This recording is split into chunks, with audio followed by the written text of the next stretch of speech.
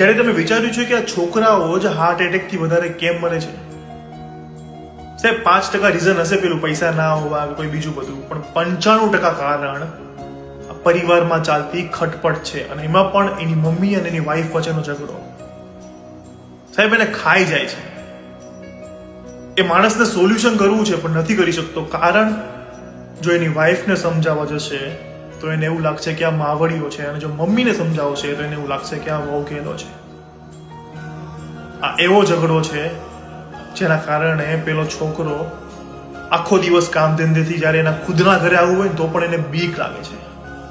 સાહેબ આ છોકરાઓના છે ને બહુ બધા સપના ના હોય, પણ એક સપનું જરૂર હોય કે મારો પરિવાર, મારી મમ્મી અને મારી વાઈફ જોડે શાંતિથી સુખીથી રહે. પણ જ્યારે આ નથી થતું ને, તો એની જવાબદારીઓની સાથે સાથે આ પરિવારની ખટપટ છે ને એ સહન નથી કરી શકતો. તો બધી લેડીઝને એક રિક્વેસ્ટ છે કે તમારા જે બાપ છે, તમારો છોકરો છે કે તમારો પતિ છે, પ્લીઝ સમજી શકો ને તો એને સમજજો. બાકી પરિવારના ઝઘડા છે ને એને મારી નાખશે.